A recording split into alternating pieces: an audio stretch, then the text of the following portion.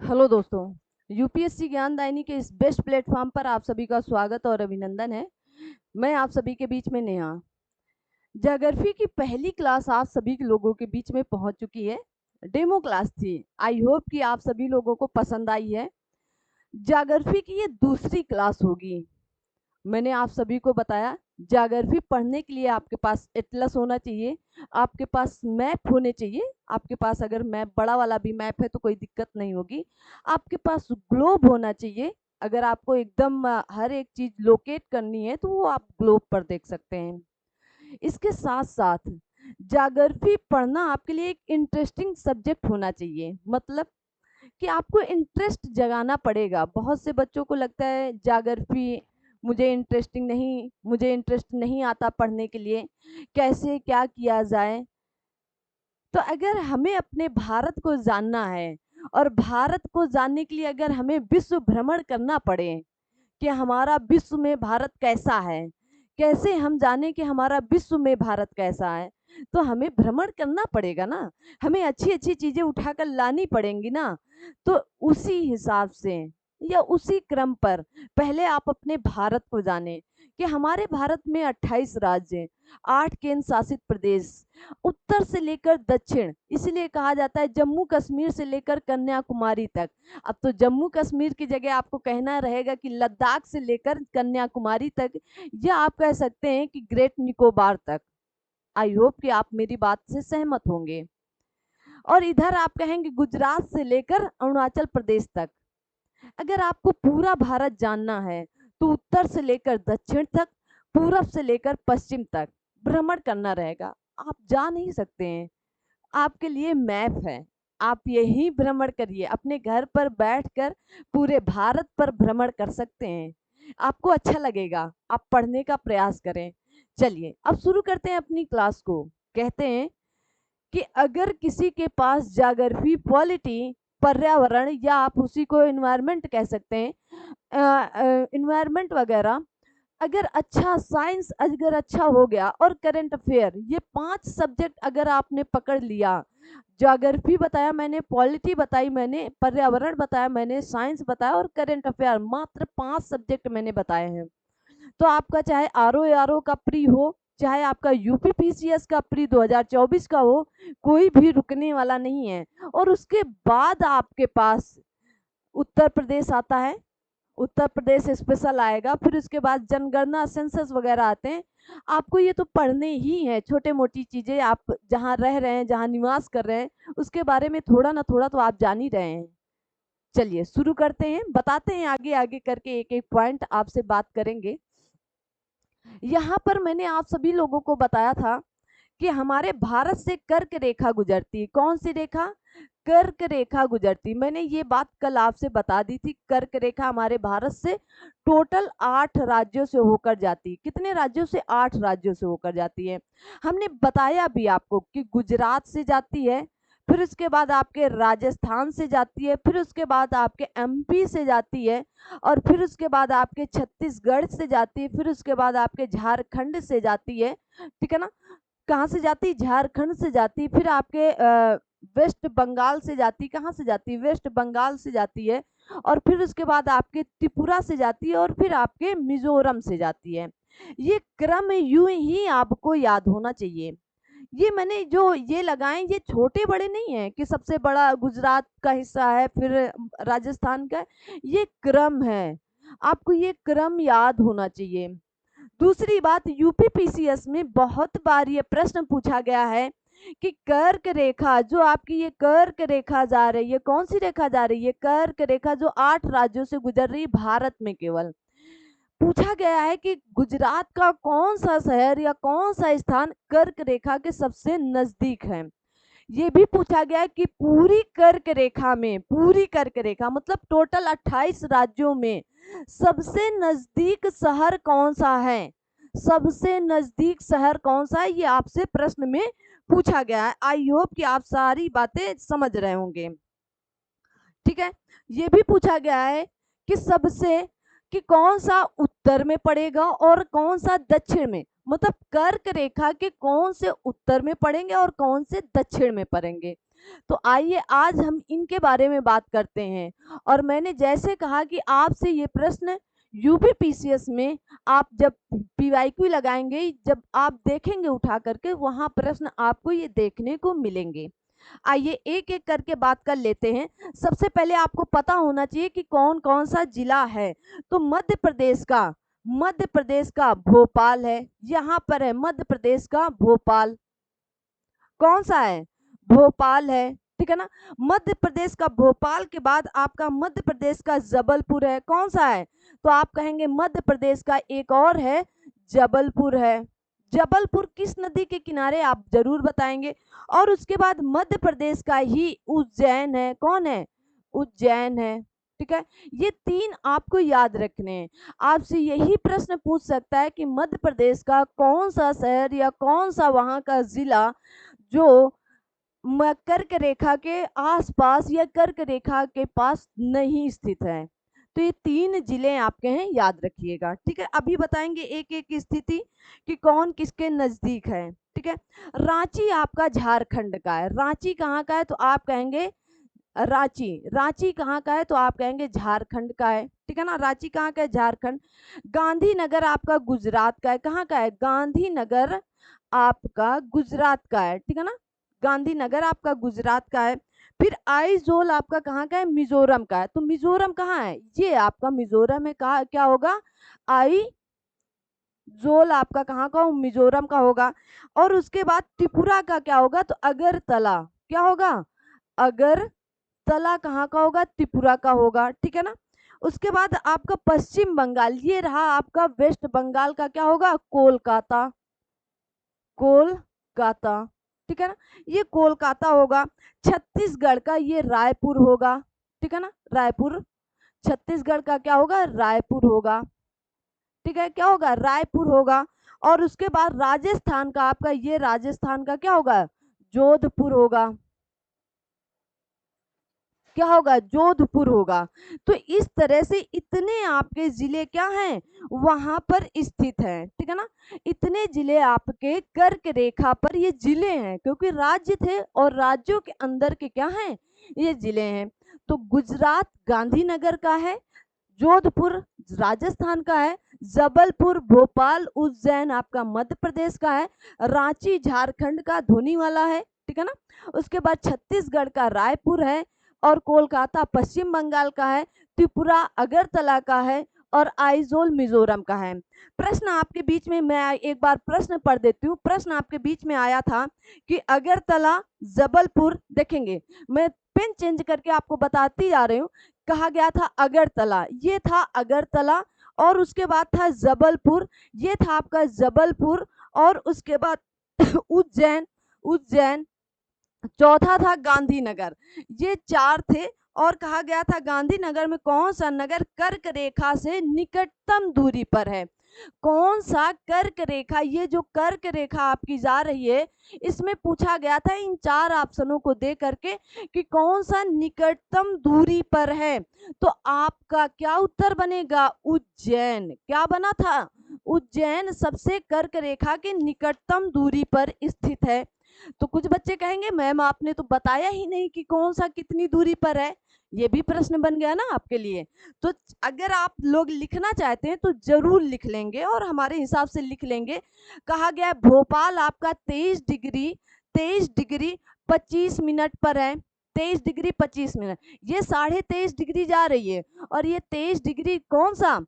आपका जबलपुर, अरे भोपाल, ये भोपाल रहा। भोपाल कहाँ पर है? तो 23 डिग्री 25 मिनट पर होगा, ठीक है ना।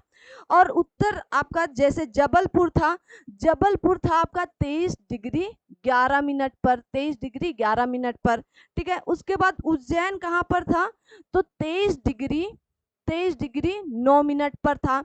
ये सारे आपके उत्तरी अक्षांश हैं। क्या है? उत्तरी अक्षांश, क्योंकि हमने बताया कि हमारा भारत उत्तर और पूरब में है, ठीक है ना। तो आप उत्तरी अक्षांश कहेंगे। उसके बाद अगरतला कहाँ पर है? तो अगरतला आपका 23 डिग्री 50 मिनट, मतलब ये 23.5 डिग्री के ऊपर है, 23.5 डिग्री के उत्तर में है। एक प्रश्न बनकर आया ना, 23.5 डिग्री के उत्तर में कौन है? तो त्रिपुरा का अगरतला है, ठीक है। उसके बाद क्या था, ये तो आपके ये हो गए। अब आपसे पूछा जा सकता है कि गांधीनगर कहाँ था, तो गांधीनगर आपका 23 डिग्री 13 मिनट पर था, 23 डिग्री 13 मिनट पर। अब आप लिख लेंगे रायपुर कहाँ है, तो रायपुर सबसे दक्षिण में 21 डिग्री 16 मिनट में है। क्या होगा, 21 डिग्री 16 मिनट में, जो सबसे दक्षिण में पाया जाएगा। अगर सबसे दक्षिण में पाया जाएगा, कौन सा है ये। और अगर पूछा जाए कि कर्क रेखा के सबसे उत्तर में कौन सा होगा, तो जोधपुर। कितना, 26 डिग्री 29 मिनट, 26 डिग्री 29 मिनट। ये था आपका 23 डिग्री 50 मिनट। लेकिन सबसे उत्तर में कौन होगा, तो राजस्थान का जोधपुर, जो कहाँ पर है, देखिए ये 23.5 डिग्री है और ये 26 डिग्री पर 26 डिग्री 29 मिनट पर राजस्थान का जोधपुर स्थित है। तो इस हिसाब से आप, मैंने सारे आपको लगभग बता दिए। आप इनको आइजोल का रह गया है, तो आइजोल का आप लिख लो 23 डिग्री 36 मिनट, 23 डिग्री 36 मिनट, ठीक है, 23 डिग्री 36 मिनट। अगर पूछा जाए कि कर्क रेखा के सबसे नजदीक कौन सा था, तो आपने क्या बताया कि उज्जैन, 23 डिग्री 9 मिनट। देखिएगा 23 डिग्री 9 मिनट, ठीक है ना। कहा गया निकटतम दूरी पर, क्या प्रश्न पूछ रहा है कि निकटतम दूरी पर स्थित है, ठीक है। और ये कहाँ है, 23 डिग्री 36 मिनट पर, मतलब ये ऊपर हो गया, ऊपर हो गया ना, 23.5 से क्या हो गया, ऊपर हो गया आपका आइजोल, ठीक है। तो इस तरह आप इन सारी चीजों को देख सकते हैं। आई होप कि यहाँ तक की सारी बात आपको समझ में आई होगी। आगे बढ़े, ये आपको इतना मैप याद करना ही पड़ेगा, ठीक है ना। आगे बढ़ते हैं, आपके 8 राज्य मैंने बता दिया था। अब आपकी जाती है कि भारतीय मानक समय रेखा, ये क्या है, भारतीय मानक समय रेखा। भारतीय मानक समय रेखा टोटल कितने, तो 5 राज्यों से होकर जाती है। कितने, 5 राज्यों से होकर जाती है। अब वो 5 राज्य आपके कौन कौन से, आइए देख लेते हैं। तो 5 राज्यों में सबसे पहले हमारा कौन सा आता है, यूपी आता है। यूपी के बाद हमारा कौन सा आएगा, एमपी आता है। कौन सा आता है, मध्य प्रदेश, ठीक है ना। मध्य प्रदेश के बाद आप देखेंगे छत्तीसगढ़ आता है। क्या आता है, छत्तीसगढ़। छत्तीसगढ़ के बाद आप देखेंगे उड़ीसा आता है। क्या आता है, उड़ीसा। उड़ीसा के बाद आप देखेंगे क्या आएगा, आंध्र प्रदेश आता है। कौन सा आता है, आंध्र प्रदेश आता है। ये क्रम आपको याद होना चाहिए। देखिएगा ये आपका यूपी। अब यूपी में पूछा जाए, ये यूपी है, यूपी में पूछा जाए तो प्रयागराज के नैनी जिले से, कहाँ से, नैनी जिला है यहाँ पर एक, ठीक है ना, नैनी जिले के पास से। और कहीं कहीं मिलता है मिर्जापुर से भी। कहाँ पर, मिर्जापुर से, ठीक है ना, मिर्जापुर से भी, ठीक है। और उसके बाद आपका मध्य प्रदेश से ये इतना टच हो रहा है जरा सा। और फिर ये आपका छत्तीसगढ़, मैंने बताया था ना, गढ़, छत्तीसगढ़ एकदम हाथी के पांव पर गड़ा हुआ है छत्तीसगढ़। और ये आपका उड़ीसा, वही चिल्का झील वाला, उड़ी वाला। और ये आपका आंध्र प्रदेश, ठीक है ना, जो पुलिकट झील पर कौन कौन है, तो आप कहेंगे पुलिकट झील पर आंध्र प्रदेश और तमिलनाडु के सीमा पर स्थित है ना, ठीक है। तो अब आपने इतना तो जान लिया, ठीक है। अब इतना जानने के बाद आपके मन में फिर से प्रश्न कुछ बने होंगे, ठीक है ना। अगर आपके प्रश्न बने हैं तो लाजमी है, हमारी कर्क, जो हमारा भारतीय मानक समय रेखा होता है तो 82.5 डिग्री होता है। कितना, 82.5 डिग्री होता है, ठीक है ना, 82.5 डिग्री माना जाता है, ठीक है, 82.5 डिग्री। और हम कितना घंटे आगे रहते हैं, तो 5.5 घंटे आगे हैं। किससे, तो आप कहेंगे ग्रीनविच टाइम से 5.5 घंटे आगे। क्यों आगे हैं, मैंने आप सभी लोगों को बताया था कि अगर आप 0 डिग्री देशांतर से पूरब की तरफ जाएंगे तो क्या होगा, समय बढ़ेगा या आगे रहेगा, ठीक है ना, आगे रहेगा। अगर आप पश्चिम की तरफ जाएंगे तो समय पीछे रहेगा। क्या रहेगा, समय पीछे रहेगा। कैसे, देखिएगा अब यहाँ पर देशांतर पर वर्क होता है, ठीक है ना। एक देशांतर बराबर 4 मिनट, ठीक है। एक देशांतर बराबर क्या होता है? 4 मिनट। आप सभी लोगों को न्यूमेरिकल आगे चलकर बताएंगे, परेशान नहीं होइएगा कि एक देशांतर बराबर 4 मिनट कैसे निकल करके आ गया। ये सारी बातें हम क्लास पर चर्चा करेंगे, ठीक है ना। बिल्कुल डोंट वरी, आपको हर एक चीज बताई जाएगी, ठीक है। अब यहाँ से मैंने कहा कि उत्तर जैसे कि एमपी का कौन सा जिला या कौन सा शहर होगा, तो आप यहाँ पर लिखेंगे रीवा। रीवा पड़ता है, रीवा, ठीक है ना। एमपी का कौन सा पड़ेगा? रीवा पड़ेगा, ठीक है। रीवा पड़ता है। उज्जैन पड़ता है इसी पर। अब देखिएगा, उज्जैन से कर्क रेखा भी जाती है और आपका कौन सा जाता है? भारतीय मानक समय रेखा भी जाती है। उत्तर प्रदेश से आपका नैनी, मैंने बताया नैनी के साथ साथ लखनऊ, लखनऊ से होते हुए तब आती है कहाँ पर? प्रयागराज पर, ठीक है ना। लखनऊ भी पड़ता है कहाँ पर? 81 डिग्री पूर्वी देशांतर पर, 81 डिग्री पूर्वी देशांतर पर, याद रखिएगा ये बात को, ठीक है ना। 81 डिग्री पूर्वी देशांतर पर लखनऊ भी पाया जाता है आपका, ठीक है ना। आई होप कि आप सभी लोग याद रखेंगे। भोपाल भी इसमें है, लखनऊ भी है, बंगलुरु भी है आपका, ठीक है ना। बंगलुरु थोड़ा सा पाया जाता है, मतलब कि बंगलुरु से भी होकर जाती है, ठीक है। आई होप कि यहाँ तक कि आप सारी बातें समझ गए। आइए आगे बढ़ते हैं। आगे एक पॉइंट कल छूट गया था कि इंदिरा पॉइंट को पहले इसे पिग्मेलियन पॉइंट भी कहा जाता था। इंदिरा पॉइंट को ही पहले पिग्मेलियन पॉइंट के नाम से भी जाना जाता था। एक पॉइंट ये था, जैसे मैंने आप सभी लोगों को बताया था कि पूरब में जो अरुणाचल प्रदेश का सबसे पूर्वी हिस्सा होगा उसे किविथु, गुजरात का सबसे पश्चिमी हिस्सा जो होगा उसे गुहार मोती कहा जाता है, और लद्दाख का जो सबसे उत्तरी दिशा होगा उसे इंद्राकौल कहा जाता है, और जो दक्षिण का सबसे दक्षिण, तमिलनाडु का सबसे दक्षिणी हिस्सा होगा उसे कन्याकुमारी कहा जाता है। क्या कहा जाता है? कन्याकुमारी कहा जाता है, ठीक है ना। जो 8 डिग्री 4 मिनट पर है। कितना? 8 डिग्री 4 मिनट पर है।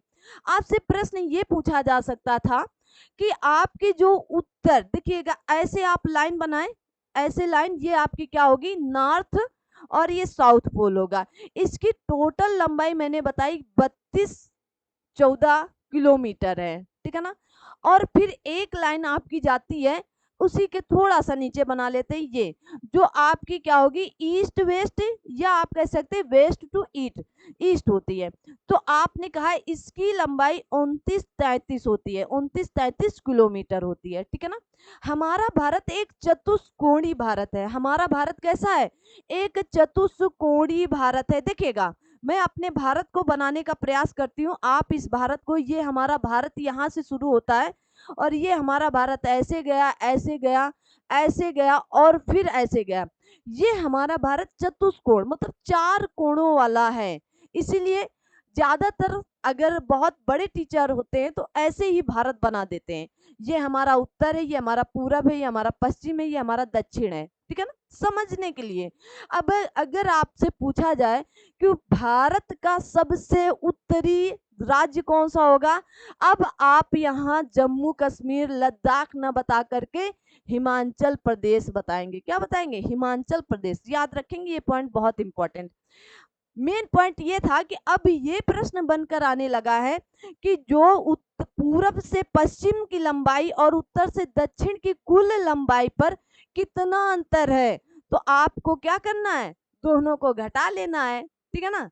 दोनों को क्या कर लेना है? घटा लेना है। तो कितना अंतर आएगा? तो इसमें 1 आएगा, इससे इधर ले तो 8 हो जाएगा, और फिर इससे इधर ले जाएंगे तो कितना बचेगा? 2 बचेगा। 281 किलोमीटर। क्या है ये? आप कहेंगे अंतर है, पूछा गया इसलिए मैंने बता दिया, ठीक है ना। ये प्रश्न आया हुआ है एक बार। ये क्या है आपका? तो आप कहेंगे ये अंतर है, ठीक है ना। ये आपका अंतर है, 281 किलोमीटर का अंतर आता है, ठीक है, याद रखेंगे। अब भारत का क्षेत्रफल कितना है? तो 32,87,263 वर्ग किलोमीटर है। मैंने बताया था, देखिएगा आप क्लास को ये नहीं सोचिएगा अरे आप तो रिपीट कर दी, अरे आपके लिए ही बेहतर है अब मैंने बताया था विश्व में भारत का स्थान कौन सा होगा, तो आप लोगों ने बताया 7वां होगा। लेकिन मैंने कहा अगर क्षेत्र के हिसाब से तो क्या कैसे बताएंगे ये क्षेत्र में मतलब कि कितना प्रतिशत है, तो आप कहेंगे एरिया कितना है, तो आप कहेंगे विश्व का 2.4% है, ठीक है ना। और जनसंख्या पर कितना है विश्व का, तो 17.5% है। आई होप कि आपको याद होगा पहली क्लास से, ठीक है। आगे बढ़ते हैं, ठीक है ना। और 7वां कैसे, तो रूस, कनाडा, अमेरिका, चीन, ब्राजील, ऑस्ट्रेलिया, 7वें नंबर पर हमारा भारत, ठीक है।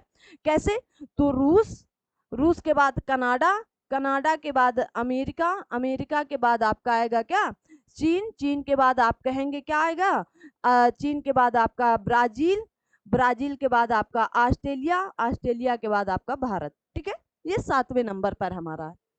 आगे बढ़ते हैं, अब यहाँ तक की बात समझ में आपको आ गई। अब इसके आगे आते हैं, आगे आने पर अब जैसे ही आगे आए तो क्या कहा गया है ये कि भारत का, अब आपको ये फिजिकल मैप दिख रहा है, physical outline, India physical outline है।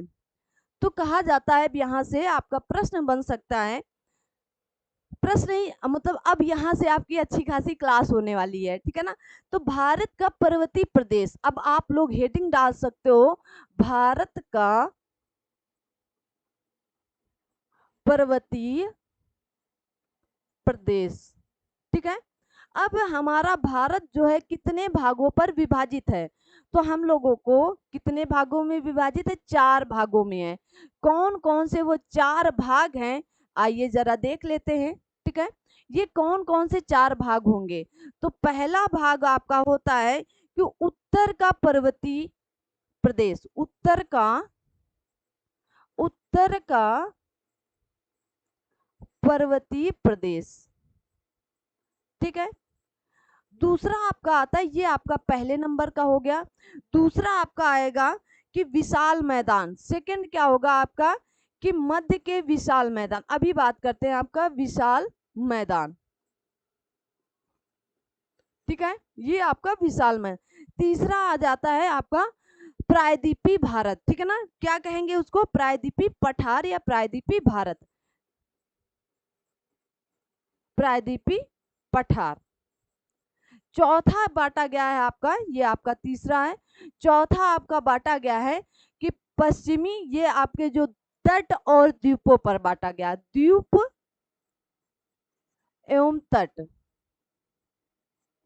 ठीक है। तो ये 4 भागों में हमारे भारत को विभाजित किया गया है, देखेंगे कहा गया है, आई होप कि वहां पर रेड है तो इसलिए देखिए कहा गया है, ये आपका क्या होगा, तो ये आपका उत्तर का पर्वतीय प्रदेश होता है, क्या है, ये आपका उत्तर का पर्वतीय प्रदेश होगा, ठीक है। याद रखेंगे इसको, क्या है, उत्तर का पर्वतीय प्रदेश। जो गंगा मैदान होता है, जो गंगा यमुना का बेल्ट होता है, उसी को कहा जाता है कौन सा, तो आप उसी को कहेंगे विशाल मैदान, ठीक है। यही आता है आपका विशाल मैदान वाला क्षेत्र। जो आपका प्रायद्वीपीय पठार, जो आपकी आकृति कैसी, तो आप कहेंगे मेज की आकृति लेकर, इसी को कहा जाता है पेंसुला, ठीक है ना,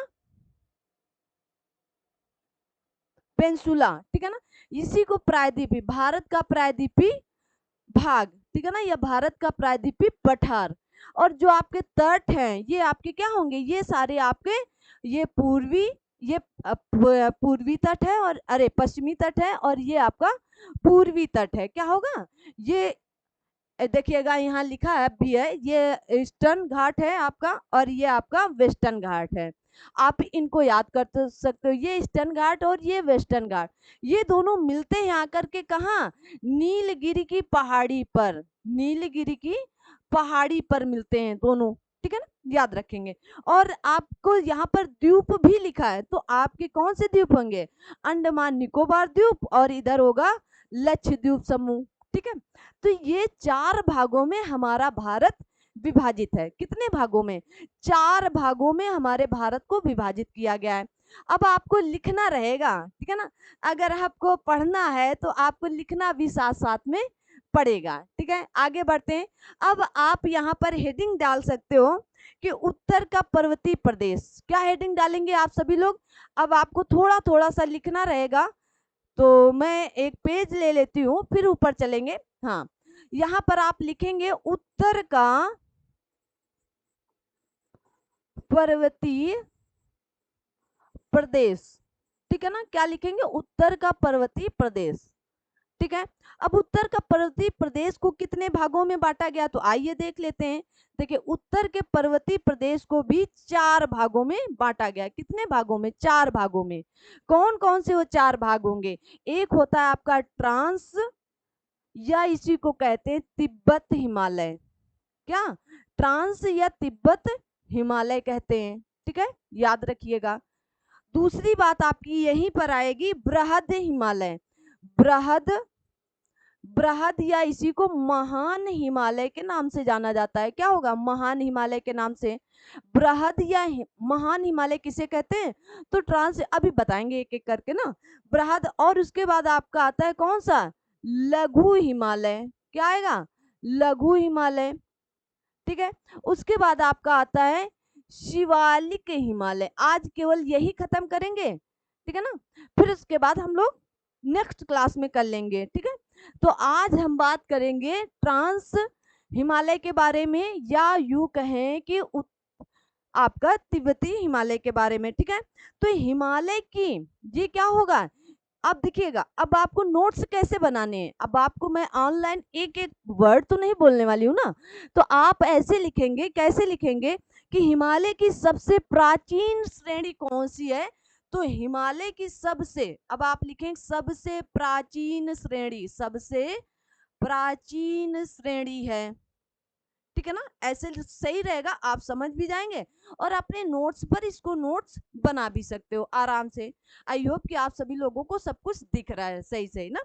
चलिए, यहीं पर आपकी कौन कौन सी श्रेणी पाई जाएंगी, तो देखिएगा इसी श्रेणी के अंतर्गत आपको कौन कौन सी श्रेणी आएंगी। तो आपकी केटू, केटू जानते हैं ना, जिसे गार्ड आर्स्ट्विन भी कहते हैं, आपकी केटू पाई जाएगी। यहीं पर आपकी लद्दाख पाई जाती है। कौन सी? लद्दाख भी इसी श्रेणी पर पाई जाएगी। जास्कर भी पाई जाएगी। कौन सी पाई जाएगी? जास्कर भी पाई जाएगी। तो आप सभी इनको याद भी कर सकते हो। ठीक है ना, जास्कर वगैरह को। यहीं पर कैलाश पर्वत श्रेणी भी पाई जाएगी। कौन सी? कैलाश पर्वत श्रेणी। ठीक है, तो आप इनको क्या करेंगे? याद करते चलेंगे।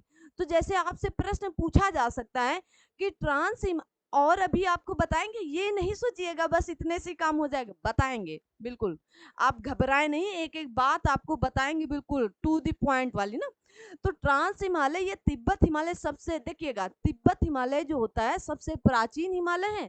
यहाँ पर आपकी केटू पाई जाएगी, लद्दाख श्रेणी पाई जाएगी, जास्कर पाई जाएगी, और कैलाश पर्वत, ये आपकी पर्वत श्रेणियां हैं, महत्वपूर्ण है और ये यहाँ पर पाई जाएंगी। ठीक है, अब बात कर लेते हैं बृहद हिमालय की। किसकी? बृहद हिमालय के। आइए बृहद हिमालय के बारे में जान लेते हैं।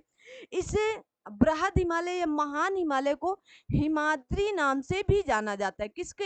हिमाद्री, इसका एक दूसरा नाम अगर पूछ लिया जाए तो हिमाद्री के नाम से जाना जाता है। ठीक है ना, आगे कहा गया है इसी के बारे में कि इसका निर्माण, अब देखिएगा ये तो सबसे प्राचीन हो गई, अब इसका निर्माण किस श्रेणी के अंतर्गत, इसका निर्माण, ये प्रश्न बना इसलिए मैं आपको बता दे रही हूँ।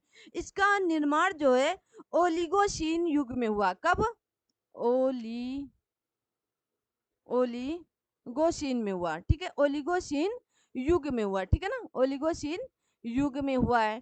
तो ये याद रखेंगे आप। ठीक है, याद रखेंगे ना कि बृहद हिमालय या महान हिमालय का क्या हुआ, कि किस युग में इसका निर्माण हुआ, तो ओलिगोशीन युग में हुआ। खूब प्रश्न पूछा गया है। ठीक है ना, इसको आप याद रखिएगा। ठीक है, इसमें क्या होते हैं, जैसे अन्नपूर्णा, अब इसकी श्रेणी क्या होंगी? अन्नपूर्णा, धौलागिरी, यहीं पाई जाती हैं। ठीक है, अन्नपूर्णा, धौलागिरी श्रेणी आपकी महान हिमालय या बृहद हिमालय में ही पाई जाएंगी। ठीक है ना, आगे बढ़ते हैं। अभी आपका ये 60 नोट्स होगा। ठीक है ना, यहीं पर, हाँ, इसी पर आपका कौन सा माउंट एवरेस्ट, माउंट एवरेस्ट और आपकी कंचनजंगा, कंचनजंगा यहीं पर पाई जाएंगी पर्वत चोटी जो है। तो माउंट एवरेस्ट क्या होगी, विश्व की सबसे ऊंची चोटी माउंट एवरेस्ट है, ठीक है ना। आइए अब इसी के बारे में, अब इतना महत्वपूर्ण आ गया है तो आप बात कर लेते हैं किसके बारे में, तो हम बात कर लेते हैं माउंट एवरेस्ट के बारे में थोड़ा सा, ठीक है। माउंट एवरेस्ट के बारे में आइए, कौन होगा, तो आप कहेंगे माउंट एवरेस्ट। अभी तक लगातार इसकी क्या हो रही है, लंबाई बढ़ रही है, ठीक है ना। अभी तक क्या हो रही है, लंबाई बढ़ रही है। तो कहेंगे विश्व का सर्वोच्च शिखर कौन सा है, विश्व का सर्वोच्च शिखर आपका कौन सा है, तो माउंट एवरेस्ट है, ठीक है ना। इसके पॉइंट लिख लो, इसके पॉइंट आपके लिए काम आने वाले हैं, ठीक है ना। इसके पॉइंट आपको दिख रहा है ना, क्योंकि एक्चुअली यहाँ पर रुक जाता है बीच बीच में तो हमको देखना पड़ता है, ठीक है ना। विश्व का सबसे सर्वोच्च शिखर है, कहाँ पर स्थित है, नेपाल में है, ठीक है ना। अभी नेपाल और चाइना ने क्या बताया कि इसकी लंबाई लगातार बढ़ रही, 8,848.86 मीटर, ठीक है, क्या है, मीटर है, 8,848.86 मीटर, एकदम पॉइंट टू पॉइंट याद करके रखें, 8,848.86 मीटर है, ठीक है। आई होप कि आप ये बात समझ चुके होंगे। जो कंचनजंगा है, कंचनजंगा ये भारत की सेकेंड लार्जेस्ट है, क्या होगी, ये भारत की सेकेंड लार्जेस्ट है कहां पर, हमारे भाई के पास है भाई, सिक्किम, कहां पर है, सिक्किम के पास है, ठीक है। इतना ही पूछा जाता है इसके बारे में, इनके बारे में भी इतना ही पूछा जाता है, ठीक है ना। अब कहां पर है, तो हमने कहा कि हमारे भाई के पास है, सिक्किम में। और इनकी लंबाई अगर पूछ ली जाए तो 8,598 मीटर, 8,598 मीटर है, ठीक है ना। तो ये कितना है, 8,800 है, वो 8,598 मीटर है, ठीक है। ये विश्व की है, वो आपके भारत की सेकंड लार्जेस्ट है, ठीक है। आगे बढ़ते हैं, आगे आपका अगला पॉइंट आता है लघु हिमालय, ठीक है। क्या आएगा अगला पॉइंट, तो आप कहेंगे लघु हिमालय, इसी को मध्य हिमालयन नाम से भी जाना जाता है, किसके नाम से, तो आप कहेंगे इसी को मध्य, आप अपना नोट्स बनाते जाएं, मध्य हिमालयन नाम से भी जाना जाता है इसको, ठीक है। किसको, लघु हिमालय को मध्य हिमालयन नाम से जाना जाता है। ये किस युग पे आई, तो आप कहेंगे इसके लिए कौन से युग में आई, तो मध्य मायोसीन युग पर इसका निर्माण हुआ, किस पर, मध्य मायोसीन युग पर, मायोसीन युग पर इसका क्या हुआ, निर्माण हुआ, किसका, तो लघु हिमालय का, ठीक है, लघु हिमालय का। इतना याद रखेंगे। यहाँ पर कुछ घाटियां पाई जाती, आइए इन घाटियों को थोड़ा कलरफुल करते हैं कहीं से ना, ताकि आपको समझ में आए। इसमें कुछ घाटियां पाई जाती हैं, कौन सी, तो आप कहेंगे जैसे कुल्लू की घाटी, सुना है ना नाम, कुल्लू की घाटी, कश्मीर की घाटी, ठीक है ना, आप लिख लेंगे घाटी आगे, और एक कांगड़ा की घाटी, किसकी, कांगड़ा की घाटी, ये कहाँ पाई जाती हैं, लघु हिमालय में पाई जाती हैं, ठीक है। कहाँ पाई जाएंगी, लघु हिमालय में पाई जाएंगी आपकी। ये बात होगी आपके लघु हिमालय की। अब बात कर लेते हैं किसकी, शिवालिक हिमालय की, किसकी बात कर लेते हैं, शिवालिक हिमालय की। आइए शिवालिक जी आ जाएं भाई ना। अब शिवालिक हिमालय की बात करने, ये क्या होगा, सबसे नवीनतम हिमालय है, सबसे नवीन हिमालय है, ठीक है ना, सबसे नवीन हिमालय है, ठीक है। सबसे नवीन हिमालय कौन सा है, तो आपका शिवालिक हिमालय है, ठीक है ना। ये किस युग में आया, तो आप कहेंगे पाल पाल पालियोशीन पर आया, ठीक है ना, पालियोशीन युग पर आया, ठीक है। इसका निर्माण कब हुआ, तो आप कहेंगे पालियोशीन युग में हुआ, किसका, शिवालिक हिमालय का। आई होप कि यहाँ तक की सारी बातें आपको समझ में आ रही हैं। इसमें महत्वपूर्ण दून पाए जाते हैं, क्या पाए जाते हैं, दून, कहाँ गया, ये इस पर क्या पाए जाते हैं, दून पाए जाते हैं, जैसे देहरादून, ठीक है ना, देहरादून, पा, पाटली दून, कौन से दून होंगे, तो आप कहेंगे देहरादून और उसके बाद पाटली दून, ठीक है, देखिएगा सब मैंने कलरफुल कर दिया है तो आपको समझ में आएगा, ठीक है ना। तो देहरादून और पाटलिपुत्र कहाँ पर पाए जाएंगे? शिवालिक हिमालय पर। यहीं पर जैसे काराकोरम, हाँ अब ये आपकी बात हो गई खत्म, ठीक है। अब आपसे पूछा जाता है, आपने बहुत बार देखा होगा कि आपके माध्यम से पूछा जाता है कि कौन कौन सी श्रेणियां क्रम पर आती हैं, अब इनको आप क्रम से लिखें। ये वाली देखिएगा, ये इन वाली श्रेणियों को खूब एग्जाम में पूछा गया है, ये वाली। तो देखिएगा पहली श्रेणी कौन सी होगी आपकी, बस ये लास्ट है, बस बता करके आप बोरियत नहीं महसूस करिएगा। ये आपकी काराकोरम श्रेणी है, काराकोरम श्रेणी है, ठीक है ना, काराकोरम श्रेणी है, ठीक है ना। फिर उसके बाद आपकी आती है, देखिएगा ये आपकी आती है लद्दाख श्रेणी। कौन सी आती है? लद्दाख श्रेणी, ठीक है ना। दूसरे नंबर पर कौन सी आएगी? तो लद्दाख श्रेणी आती है। फिर तीसरे नंबर पर आपकी आती है जास्कर श्रेणी, जास्कर, ठीक है ना। ये क्रम याद कर लेना, ठीक है ना, लद्दाख, जास्कर। फिर उसके बाद आता है आपका, देखिएगा जास्कर के बाद आपका आता है पीर पंजाल श्रेणी। कौन सा आएगा? ये है पीर पंजाल श्रेणी, पीर पंजाल श्रेणी। और फिर उसके बाद आता है ये आपका शिवालिक रेंज। कौन सी आती है? शिवालिक श्रेणी, ठीक है। कौन सी आएगी? तो आप कहेंगे शिवालिक श्रेणी आएगी। तो ये क्रम आपको याद होना चाहिए। अभी आपको और विस्तार से बताएंगे, ये तो आपकी डेमो क्लासें चल रही हैं, ठीक है ना, ठीक है। तो आप सभी लोग क्या बताएंगे? देखिएगा ये आपकी पामीर की गांठ है। कौन सी गांठ है? आप कहेंगे पामीर की गांठ है। ये आपका हिंदू कुश है, ठीक है ना। और ये आपका कुनलुन और माउंटेन है, या आप कह सकते हैं पर्वत है।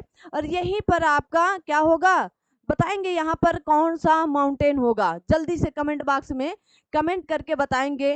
गोबी का, अरे कौन सा मरुस्थल होगा? गोबी का मरुस्थल होगा कि यहाँ पर दूसरा कोई मरुस्थल है? जल्दी से, जो चीन का ही होगा, क्योंकि यहाँ पर क्या है? चाइना है भाई ना, चाइना है। तो यहाँ पर कौन सा मरुस्थल होगा? जल्दी से कमेंट बॉक्स में कमेंट करके बताएंगे। पामीर की गांठ या पामीर का पठार कहा जाता है। पामीर की पठार या पामीर की गांठ को विश्व की छत कहा जाता है। देखिए छत की तरह एकदम इसकी जो श्रेणियां हैं वो छत की तरह एकदम चारों तरफ फैली हुई हैं। और छत क्या करती है? हमें छत देती है अपने सर को बचाने के लिए। इसी तरह इसलिए इसको क्या कहा गया? छत कहा गया, क्योंकि ये हमारे भारत की छत है, ठीक है ना। पामीर की गांठ ये विश्व की छत कही जाती है ना, विश्व की छत कही जाती है। ये देखिएगा मैंने आप सभी लोगों को जैसे बताया कि ये अरावली रेंज होगी। क्या होगा? अरावली रेंज होगी। तो आपको एक एक करके जब क्लास रेगुलर शुरू हो जाएंगी इसकी, तो आपको हर एक चीज मिलती चली जाएगी, ठीक है ना।